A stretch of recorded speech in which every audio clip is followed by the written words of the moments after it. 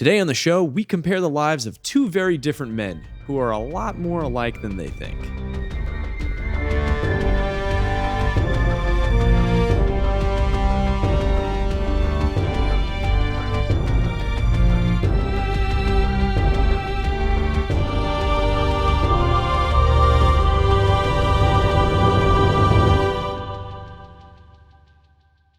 Welcome to Lore Party, the podcast that explores the stories, characters, and universes behind some of our favorite video games. I'm Kevin. And my name's Abu. So Abu, tell me, who are we talking about today? Kevin, we are jumping into the world of STARCRAFT, the iconic world of STARCRAFT. And we're going to talk about two of arguably the most important characters, maybe besides Kerrigan, in the entire universe, Raynor and Mengsk. Oh, yeah. These guys are, I would say, the most iconic. I mean, I would say Raynor is probably the most iconic Blizzard character, right? You'd say? Yeah, he's up there. I would push back on that a little bit and probably say that Kerrigan is more recognizable just because Queen of Blades. Yes. She's not a generic white guy with a beard, brown hair, brown eyes, you know? Very, very true on that one. I would say she's the most artistic looking one, aside from like an orc, really. I would say that Kerrigan is terrifying. I really would not want to piss her off. Although everybody here that we're about to talk to has pissed her off royally.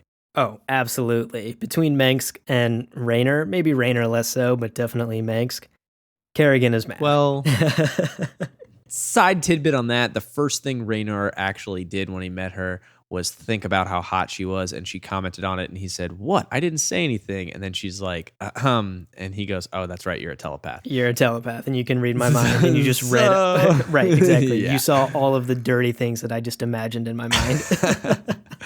All right, so I guess we should just kind of talk a little bit about their backstories. Who are these guys? I mean, I know you've been reading a lot of the books, right? Yes, yeah. So I have a long relationship with StarCraft. I played the first StarCraft maybe over 10 years ago when I was a teenager, and I was very much in line, ready to pick up StarCraft 2 at my local GameStop. Ditto. Picked it up, played it, like took the day off school and played a shit ton of StarCraft 2. And so I've had a long history with the franchise, and I read a lot of the books when I was younger. So as we were preparing for this episode and as we were preparing to jump into the world of StarCraft for this season of Lore Party, I took the opportunity to reread some of the books, and I started with Mengsk. So let me give you a quick overview of Mengsk's origin story and his upbringing as a youngling. So Arcturus Mengsk is the son of a very powerful and very wealthy senator of Korhal, Angus Mengsk. He is a rebellious child. He's extremely intelligent. He's extremely cocky. He's a fuckboy. I mean, he's a rich fuckboy. And he goes to this, he goes to this prestigious private school, but he hates going to it because he's so smart and all the teachers bore him, so he just skips class, yada, yada, yada. He's very much he's the Logan like, Paul. He's the Logan Paul of StarCraft. No, Logan Paul is not smart by any means. So like, here's the thing. But he thinks he's smart. I like that summary that I gave of like his personality as a teenager and as a young kid. I haven't made it clear that he's also like an extremely charming and charismatic kid too, right? Oh yeah, like he knows that he can convince anyone, that he already, even as a young child, understands the power of words, understands that he has the power to wield them and that he can convince anyone and use his charm and use his good looks. I mean, he's like a athletic, he's well built, he's good looking, he's got money and wealth, and, you know, like women are easy for him. And that's the type of world that he grows up around. He grows up around this overbearing father and this senator. He grows up around politics. That's his entire world. And what's interesting is that he's very rebellious and he rejects it. And the way he rejects it is to really throw his father's belief right back in his face. His father is very anti-Confederate. So Arcturus isn't the first one to be anti-Confederacy and fight against them. It started with his father, Angus. and, somewhat even before that with their grandfather who laid the groundwork. And Arcturus decides, hey, Dad, fuck you. I'm going to join the Confederate military. And he signs up right after he graduates from his very prestigious school. He gets recruited and signs up for the Marines. So that's sort of the early childhood and the origin story of Arcturus Mengsk. That's the kind of boy that will eventually become the man that overthrows the Confederacy and becomes emperor. So he's got a bone to pick, not just with his family, but just with everybody almost. Everybody, definitely. Yeah, that's one characteristic that I think sticks with him his entire life. He's got a bone to pick, and he knows that he's going to win. He's confident. Yeah. He knows he's able to achieve whatever he sets his mind to. So every bone that he has to pick with someone, he goes after it because he knows he's going to kick ass and do whatever it takes to get it done. That's our Arcturus Mengsk, and that's what he's always been. He's a guy who's been spoon-fed everything his entire life, and he kind of just he doesn't appreciate any of it, and he's just kind of like, you know what, I'm gonna use all this to my advantage and do whatever the fuck I want. Yeah, yeah. Rich boy tendencies, I guess.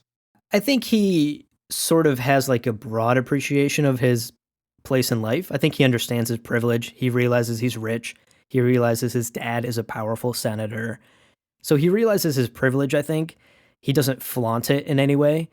He just sort of rejects it in the sense that he thinks it's just something he inherited, and he doesn't want that to be his birthright. He wants to create his own way in the world. He wants to build himself up to be his own man, apart from what his father wants from him, apart from what his legacy pushes on him. His father wants him to continue this fight against the Confederacy, which, in the most ironic fashion, fate forces him to do. But at first, he just rejects all that. He's like, no, I'm going to do what I want. I'm going to be my own man. I'm going to create my own life. So in that sense, I sort of respect him for that. It's almost, I think when I think about both these guys, because I'm gonna talk about Jim now, but it's like they have these crazy D&D backstories. It literally is something out of D&D. Because Jim Raynor is basically the complete opposite upbringing. He is from I would say lower middle class to super poor farmers. He grew up a farm boy in kind of a, I don't want to say desolate planet, more like an off the grid planet. He's in the Midwest of the galaxy there. Throwing shade at the Midwest. Love it. I live in the Midwest. It's fine. But yeah, so basically, he grows up on a farm as a farm boy, and he joins the military at age of 18, right out of school. And his parents did not, I will say this, his parents also did not want him to join the Confederacy military. They were like, hey, why don't you just be a farmer with us? And he was like, no, I think I can do this. And they did give him his blessing and all that. He had a pretty decent career though. But after a while, the military kind of, I guess, I don't want to say got to him, but the thing about him, and we'll talk about this later, is he really values his troops and the people around him. Yeah. He wants to protect them. He's the type of guy who it's he wouldn't send people to go sacrifice their lives unless he's doing it with them. Do you know what I mean? So when he was in the military, he ended up witnessing a superior officer do this and just send a bunch of people to go to their deaths just because I think it was a timing thing or something like that, but the guy just didn't care. He's like, oh, they're disposable, who cares, they're just troops. And it pissed him off so much that he decked his officer. He decked his superior officer, and then they kicked him out of the military. And so after that, he was in jail. He was stripped of his rank, and this guy's gone through hell. Yeah. And I think that theme's going to come up over and over again throughout this episode. This strong moral compass that Raynor has, right? But it pushes him down all the time. It every time he does something, something good, it just kind of shoots him in the foot. Right. In the world of the Confederacy, no good deed goes unpunished. Seriously, he wants to go be a bounty hunter, and it's nope, guess what? You're going to lose all your friends, and okay, let's do this. So then eventually, when the game starts, he's a marshal, and now he's a lawman kind of thing. And you know, it's not bad. I was going to say, as we're comparing these two men, what I find really interesting is that A, both of them joined the military at a very early age, right? Like they didn't go seek any higher education or go into some sort of apprenticeship right out of high school, age 18, the minute they were eligible. They signed up for the military. And they both signed up for pretty similar-ish reasons, right? Like Mengsk signed up mostly because it was a rebellious thing to do, and he knew it would piss off his father if he joined the military of the very government that his father was against. That was his primary reason. But I think another large reason for Mengsk was he was looking for some sort of direction in his life or some sort of control in his life that was outside the control of his father and his family and his legacy. Yeah. He wanted to find some sort of direction, and he thought the military could do that for him. I think that's very much the reason that Raynor also signed up. Because he's just like a nobody farm boy, and he doesn't really know what he's going to do with his life outside of just continue to farm this plot of land that his parents did. And I think the military offers him like some sort of control, some sort of adventure in his life.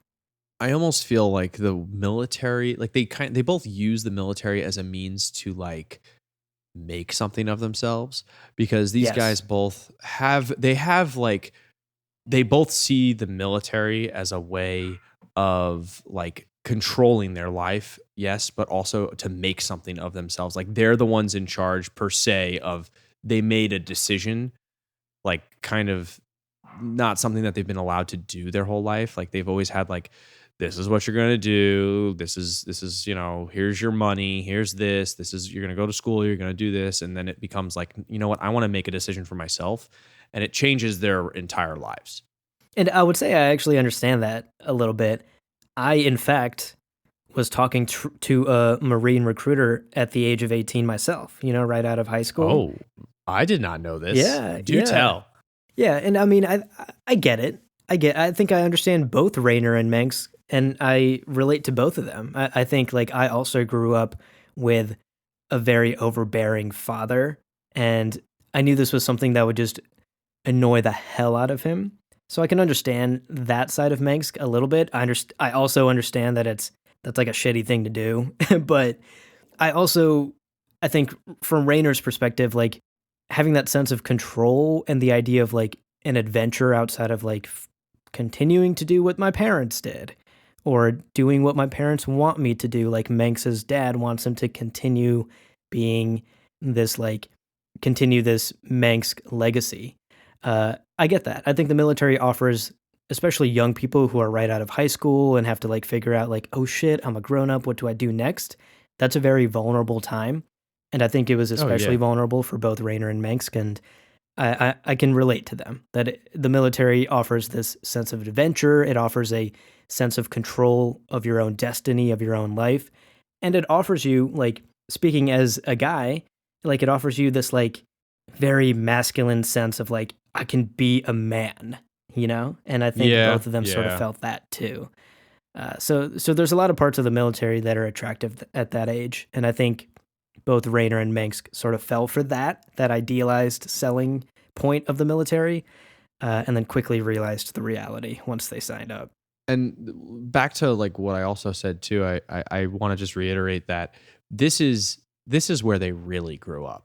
Like they sure were raised the way they were, but then like the military kind of forced them to grow up and become who they were when we first meet them, kind of thing. It Absolutely. really kind of guided their entire rest of their existence. It really changed and shaped the way they um, made decisions throughout, like not just the games but just their lives. Like it really, it was the driving factor. Like that one decision, the same decision, they both made the same decision, led to two separate like outcomes. Like it led to a convergence and then two separate paths. Absolutely. They both went through the same sort of Confederate Marine. They were like cogs in this machine of this giant Confederacy, and they came out the other sides with some philosophies that overlapped, but definitely different approaches to life.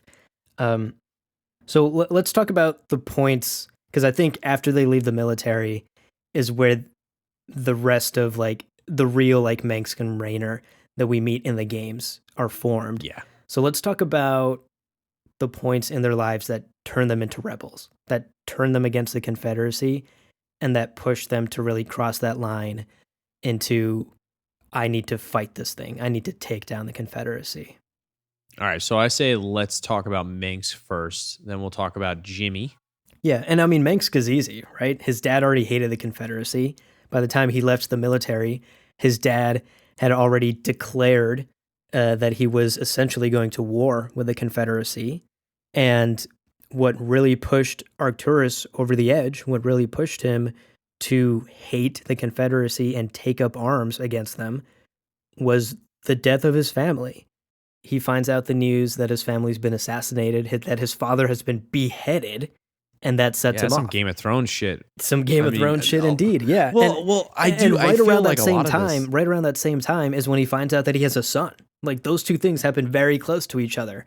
He finds out that this woman that he had been seeing on and off since his days at the academy, and during he had slept with during his time in the Marines, had actually given birth to a son that he had known nothing about until he left the Marines years later.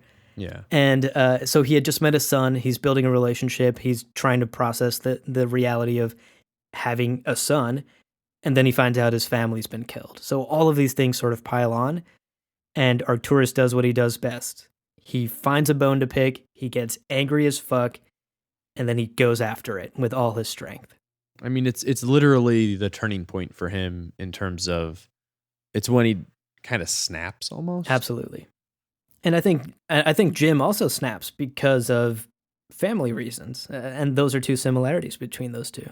Yeah. I mean, Jimmy, I call him Jimmy because I mean he's a bro, you know. But yeah, the thing is, Jim Raynor, he ends up, after he gets jailed and stripped of his rank, he just is like, all right, I'm good at fighting. I'm going to become a bounty hunter, and he does that for a while, and then his father on his deathbed was like upset about like what's happened to him. He was like, you did have I was against you going in the military, but you did a really good job, and I was proud of you, and now you're like because bounty hunters aren't really like it's not a great profession by any means, and it's kind of like I think his dad called it dirty money, and it kind of changed his whole perspective on everything. And like a lot of his friends were like getting attacked and like killed, some of them, and some people died, and he saw that as like, wow, this is kind of not really the greatest of lives.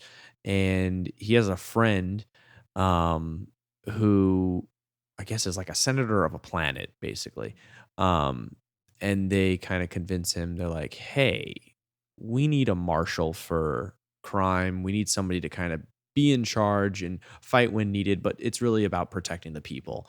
And that's all what he's about. So he said yes. And so when we meet him in the game, he's doing his job as a marshal. Yeah, and it's interesting. The part about Jim reading that message that his father left for him on his deathbed, that's really powerful, in my opinion. I think it really shows that during Jim's time in the Marines, he sees sort of the darkness of the Confederacy. He sees the corruption. He sees that this idea, this ideal vision of what he thought the military wasn't true at all, or what he thought the Confederacy wasn't true at all. And so he rebels and he leaves, and then he gets into a life of crime, which really is like not a Jim Raynor thing to do, right? Like he's got a No, it's strong really moral not. It compass. feels out of character. Yeah, Yeah. extremely out of character. And I love that it's his father, it's his family. When he goes back to visit them and his mom shows him the recording, it's this message from his father that puts him back on the right track, that corrects his moral compass and points it back in the right direction. Yeah, and the whole bounty hunter thing, I feel like, is more of that's his rebellious phase. Like that's when a teenager goes into their rebellious phase. The thing about Raynor is that he doesn't see people as tools. He sees people as people, and so his father saying like, I love you, you're my son, and I'm always gonna love you. And I think I had the quote, you wrote the quote, right? It says, The one thing that stands up to me is a man is what he chooses to be. Yes. It's not how he's born or how he's raised that makes the man. It's his choices. And so that I think, I mean, later on, and in the whole quote, he says, like, what you're doing right now is kind of not the best choice. And I just think that part of the quote is so like, your choices are important. Please make good choices. Like, just focus on what you're doing. I think that's so formative for him, right?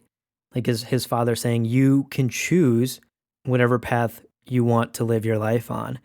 And right now, the path that you're on, I'm not proud of, but that's your choice. You also have the choice to correct that path and sort of get away from this life of crime that you've chosen. And I think that messaging is so different than what Mengsk gets from his dad. Mengsk's dad is all about like, you're a Mengsk, you're powerful, you're destined for this, you're wealthy, you're gonna change the world, your greatness is waiting for you in your future. It's all about legacy, it's all about power, and like that's the messaging that he gets from his dad over and over and over. And Mengsk feels like he has no choice but to live up to that legacy. On the other hand, Raynor is all about choice. And that's what also, though, like these guys both have, their lives are like crazy similar in terms of like situational in a way. So like they both joined the military, and then they both have these moments in their lives where, I don't want to say like Raynor snaps, but it's like there's something that clicks in both of them. Yeah. So like, the death of Mengsk's family, completely, he makes a choice and he completely just changes on a dime and does something like, becomes a rebel. And then this happens to Jim, and he's like, I need to make a change, and becomes a lawman. So I feel like both these guys have like similar, not necessarily the same path in life, but similar like points in their lives where like they have to make a choice, and it's important. Right, right. And Jim chooses to settle down and actually get married and actually have a son. Yeah.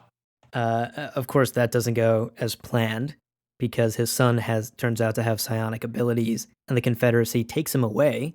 His son dies in this Confederacy like training lab, which leaves his wife heartbroken, and she soon dies thereafter. And Jim is left alone again. And I think that's a super vulnerable time where we meet him, and more importantly, where Arcturus Mengsk, who's currently in the midst of leading a rebellion against the Confederacy, also meets him. And that's where the two cross paths. And that's also a huge turning point. Losing his family, losing his wife and his son, is what leaves Raynor in a vulnerable enough position to actually join up with Mengsk, to join up with the Sons of Korhal, and decided that the Confederacy was a blight on the universe and it had to be taken down. They end up joining forces. Basically, what happens is Jim gets put into jail by the Confederacy for telling him to go shove it up their ass when they need him to like basically sacrifice a planet, and he says no. And so the Sons of Korhal, which is Mengsk's rebel group, mercenary rebel group, end up busting him out of jail, and they end up joining forces and decide they're going to take down the Confederacy. Mm-hmm. But there's one little instance on this whole thing where somebody has to make a choice, Yep. and it all goes to shit. Or does it? Well, it goes to shit for one of them, and then the other one, yeah, just for one. I'll let you, I mean, if Mengsk is your guy, so I'll let you explain his situation. Right. So, at this point, I would say both of their lives have converged. They've had these separate but similar paths that led them to two different places in their lives. And then now they've found themselves in the same place. They're against the Confederacy, and Arcturus obviously sees him as a very useful tool. Again, that theme of like people are tools to him. He's got Kerrigan as his second in command. He actually busted her out of a facility that he infiltrated, and instead of killing her, he chooses to use her and actually names her his second in command because she's such a powerful psionic. So the three of them are now effectively some of the most powerful anti-Confederate forces in the universe, and that ultimately culminates in this final epic battle on Tarsonis, which is the capital of the Confederacy. This is the seat of power of the Confederacy. And Mengsk's plan, his like barbaric, crazy plan, because at this point the Protoss Insane and plan. Zerg have been introduced, and they've thrown a wrinkle into this Confederacy versus the Rebellion story. Now we got to worry about fucking aliens. Things are going crazy. But Mengsk, always the logical, strategic person who will figure out a way, decides to use the aliens as a tool to win. So on Tarsonis, he lures the Zerg to Tarsonis to wipe it out. He uses the Zerg as a tool to win and destroy the capital of the Confederacy, ultimately bringing it down. Of course, there's a pivotal moment there between Raynor, Kerrigan, and Mengsk, which sets the scene for another rebellion, this time led by Jim. Do you want to explain that scene for us? It's very dramatic. So Kerrigan is still on the planet, and Mengsk doesn't give a shit. And he's like, cool, we're going to leave now and let the Protoss basically destroy the planet, and let the Zerg basically the Zerg will destroy the planet, and then the Protoss come in and like glass the whole thing. And Jim is by this time madly in love with Kerrigan. And he's like, we have to get her out of there. Like, she's still down there. And Mengsk is like, I don't give a shit. And they end up like getting in a fight and everything. And Mengsk could care less because the tool is now been used and I don't need it anymore. Right. He used her for what he needed. And then ultimately, he's going to get his revenge, because a little tidbit that we haven't mentioned yet, Kerrigan is the one who beheaded his father. Dun, dun, dun, dun. Yeah, yes. It's pretty crazy. Yeah, imagine being like, you are the person who beheaded my father. I hate you. Like, you are the reason I'm fighting this rebellion. But he has so much self-control that instead of killing her right then and there when he first meets her, he decides to use her until the moment is right for him to get his revenge. And that moment is on Tarsonis, when she's on the ground being swarmed by Zerg. And instead of going down to save her, he finally gets his ultimate revenge and lets Kerrigan supposedly die on Tarsonis. Yeah. And crazy. So Mengsk, you crazy bastard. The dude is manipulative as shit. The guy is nuts. He is like a space dictator. He's psychotic. Mengsk takes over essentially. The crazy cutscene is of Kerrigan getting just closing her eyes and just standing there and getting swarmed by Zerg, and you think she's dead. And spoiler alert, she's not. She ends up becoming like the Queen of Blades. She becomes like a Zerg Terran hybrid, and is like insanely powerful. And joke's on you, Mengsk. Yeah, right. Yeah. And so it's just he creates this new Terran like government. It's called the Terran Dominion. And that's a very right. Nothing shady about that name. Like, that doesn't bring up any red flags. Like that's a very like, omnipotent big brother kind of name. And he declares himself emperor too, right? Like, he takes down the Confederacy, he wiped out Tarsonis, and now he declares himself emperor. And like, that's when we start to see, we've seen hints of who Mengsk truly is up until this point, plenty of hints, but now we see like the true face of Arcturus Mengsk, the dictator, the authoritarian leader, the man who's going to lead with an iron fist. The main distinction between Jim and Mengsk for like the whole Tarsonis kind of situation is it's almost the same thing that Jim went through in the military. Like, I'm going to sacrifice all these people for, quote, the greater good. And like, they're just disposable and that kind of thing. And that's when Jim kind of really, really sees in his face, like, holy shit, I'm in the same situation again, and I still can't do anything about it. And I think that kind of shows that, like, even Jim was like, well, all those people are going to die from the Zerg. Like, I don't want that. Like, I didn't want all these other people to die. It's like, it's just about taking down the government, man. Right. Like, this is not what I signed up for. Wiping out a planet was not what I signed up for. Yeah. So I think that still shows like the biggest distinction between them, because even in StarCraft 2, like I'm gonna throw out another Game of Thrones reference here. Like Jim Raynor is the Jon Snow of the StarCraft world. Yeah, the Luke He's Skywalker, the Jon Snow, like the yeah, yeah, like yeah. the whole like, duty over love and that kind of thing, like the moral compass, like I should be doing the right thing no matter what, and that kind of stuff. Right. I mean, I don't think Jim even wants to rebel against the Dominion. He just is constantly compelled to do it. He's forced to do it. Some outside force, whether it's Kerrigan or the impending doom of the Xel'Naga wiping out the entire galaxy, like something forces him to fight against the Dominion, to fight against really anyone that stands in his way from saving the galaxy or doing the right thing. Okay, we're going to take a quick break here, but stick around. We'll be right back. Hey there, Lore Party listeners. Michael here. I just want to take a few moments and encourage you to listen to my show here on Lore Party. It's called Minigame. Every episode, I take about 5 to 10 minutes and explore a unique perspective on games, as small as Her Story or as big as Wolfenstein or Star Wars. While the other guys like to talk about lore and history and game universes, I like to focus on things like plot and character and theme. Now, if you disagree with my opinion or my perspective, I would love to hear your voice. Join in the discussion at our subreddit at r/loreparty. Thank you very much for listening, and now, back to the show.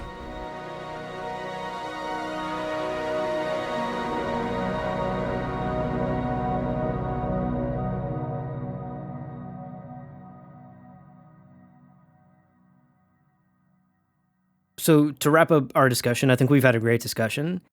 I wanted to throw this hypothetical question at you because it's something that I've been thinking about. Do you think either Mengsk or Raynor could have gone down each other's paths, the opposite paths that they ended up going down? Do you think Mengsk could have successfully overthrown the Confederacy and then given someone else power or installed some sort of democratic government? And do you think Raynor could have continued this life of crime? Honestly, I think no. I don't think they would be able, like, the biggest factor is their upbringing. Yeah. Like the way their parents, and mainly their fathers, because they were both very close with their dads, the way those men shaped these men is probably the biggest factor for everything. Because on one hand, you have Manx, who, I mean, he's been told his whole life that he's going to be meant for greatness. He's the special boy. He's very, he's my little angel. He's very charismatic. He's essentially a prince. I mean, that's right. In his view, in his mind, he is been told so much of the first like 18 years of his life that he is going to change the world. And I think that is the definitive factor for both of them. The fact that their fathers, like Jim was very into like protecting his father and family and that sort of, closeness with family and friends and the protecting them. And, when you live on a farm, it's everybody puts in work and everybody's working together. It's about being together and helping each other and getting to an end goal together. And you're working for it. You're not giving it, you're not giving everything like Manx. And so I feel like their upbringing are both of them. It's the definitive factor. I agree. I agree with your assessment 100%. I think we've proven that here in this discussion. I think they can't escape from their upbringings, from their childhoods, from what made them who they are. And while they both had loving, caring mothers, it was, like you said, their fathers that truly defined the men they would grow up to be.